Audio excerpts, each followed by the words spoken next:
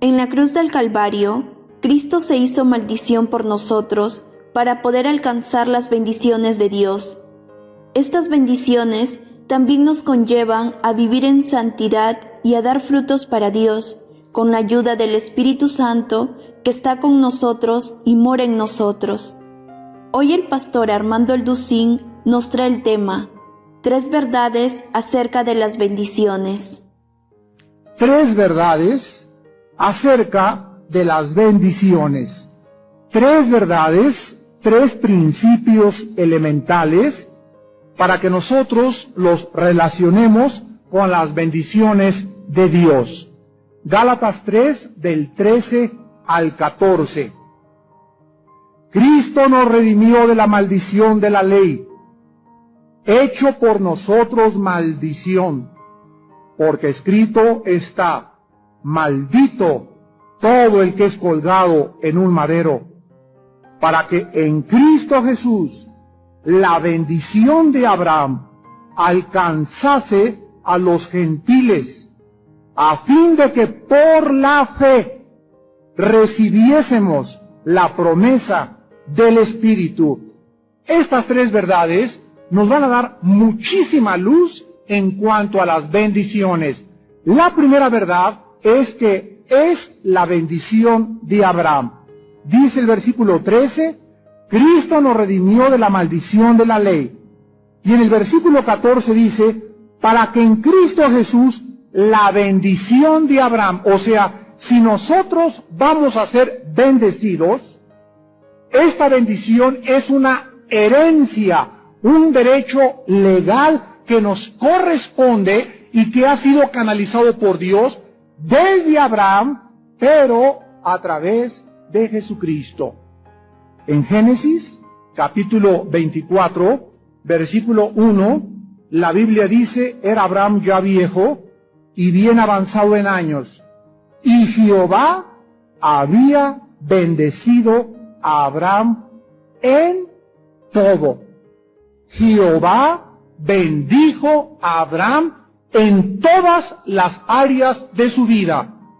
Y de la misma forma que el padre Abraham es un ejemplo para nosotros en que todas las áreas pueden ser bendecidas, la Biblia nos dice que Dios tiene una bendición preparada para cada uno de sus hijos que cumple con sus condiciones. Regresamos a Gálatas y veamos la segunda verdad. Dice Gálatas capítulo 3, versículo del 14 al 15, la siguiente bendición. Versículo 14, ¿para qué en Cristo Jesús? Número 2, la bendición viene solo en y a través de Cristo. Ningún cristiano puede jamás heredar nada, ni tampoco tener ningún beneficio si no es a través del canal destinado por Dios, que es Jesucristo.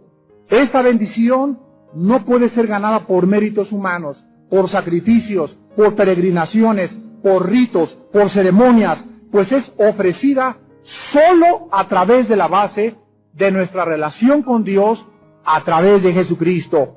Si tu relación con Cristo, escúchame, si tu relación como cristiano en Cristo se interrumpe por el pecado y la desobediencia, inmediatamente se corta el canal de la bendición. En el momento en que tú permites el pecado en tu vida, deja de fluir del cielo hacia tu vida la bendición. Vean ustedes este principio en Juan capítulo 15. El Señor Jesucristo, en Juan 15, versículo del 4 al 5, nos lo explica de una forma mucho mejor detallada. Y dice San Juan 15, del 4 al 5, es Cristo el que está hablando, permaneced en mí y yo en vosotros, como el pámpano no puede llevar fruto por sí mismo si no permanece en la vid, así tampoco vosotros si no permanecéis en mí. Yo soy la vid, vosotros los pámpanos. el que permanece en mí y yo en él, este lleva mucho fruto, porque separados de mí, nada podéis hacer. Versículos 7 y 8. Si permanecéis en mí, y mis palabras permanecen en vosotros, pedid todo lo que queréis, y os será hecho. En esto es glorificado mi Padre, en que llevéis mucho fruto, y seáis así mis discípulos. Jesucristo establece un principio tomado de la naturaleza. El árbol tiene una raíz por medio de la cual el tronco, las hojas y el fruto son sostenidas. La hoja no tiene vida en sí, la flor no tiene vida en sí, el fruto no tiene vida en sí. Todo tiene una raíz o un origen, que es la raíz, y la raíz está conectada a la tierra, y las raíces absorben el agua entra, se convierte en savia por un proceso bioquímico, y comienza la savia a fluir por el tronco, a las ramas y a las hojas.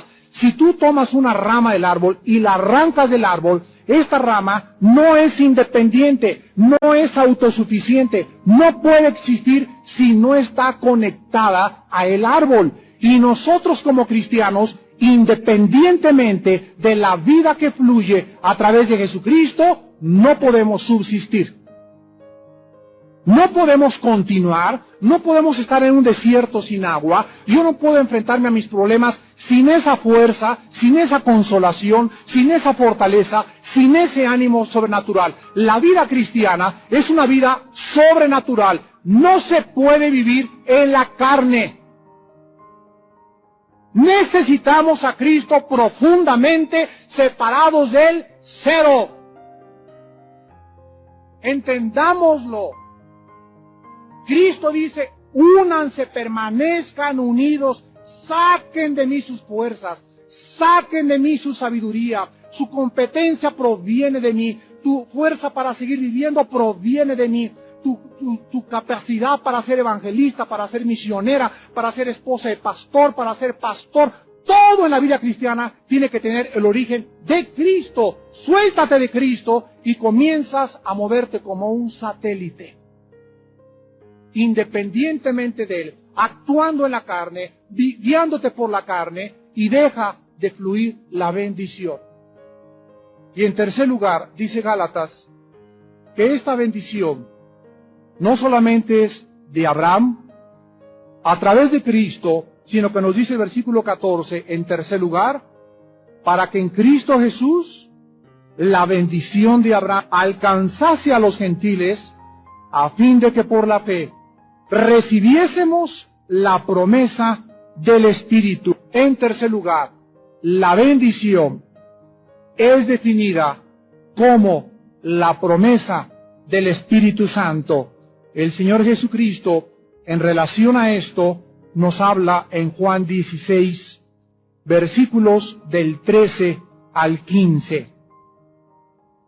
Pero cuando venga el Espíritu de verdad, Él os guiará a toda la verdad, porque no hablará por su propia cuenta, sino que hablará todo lo que oyere, y os hará saber las cosas que habrán de venir.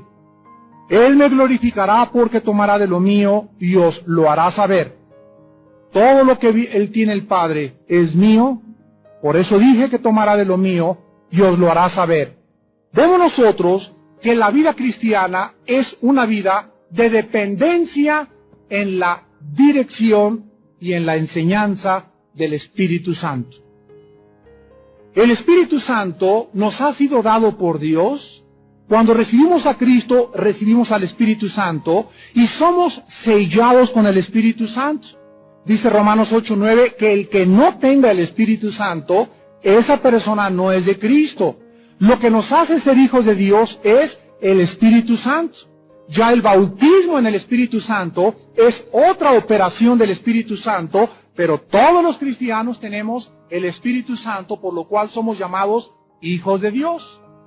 Y el Espíritu Santo viene a nuestra vida a guiarnos, a enseñarnos, a poder capacitarnos, a consolarnos, a animarnos, a fortalecernos, porque esta fuerza dentro de nosotros divina, que se llama el Paracletos, nos fue dada para que todas las bendiciones de Dios fluyeran mediante este poder interno que traemos dentro, que es el Espíritu Santo. Cuando nosotros comprendemos esto, entendemos que el Espíritu Santo es el que nos guía. ¿A dónde nos guía el Espíritu Santo? Nos guía a la herencia. Nos guía a que nos apropiemos y a que hagamos nuestras las promesas de Dios, y después el Espíritu Santo nos enseña cómo apropiarnos de estas bendiciones. Yo les conté que por mucho tiempo fui enseñado, como muchos de ustedes también, que cuando recibíamos a Jesucristo, recibíamos ya todo. Ya no había ninguna otra cosa en el banquete del Señor. Era pato a la orange y pollo en mole, y se acabó. Sin embargo, cuando el Espíritu Santo comenzó a operar en mi vida, me descubrió el Espíritu Santo que había una área en mi vida en la que Él no podía iluminarme ni fluir en mi vida si yo no abría esa puerta.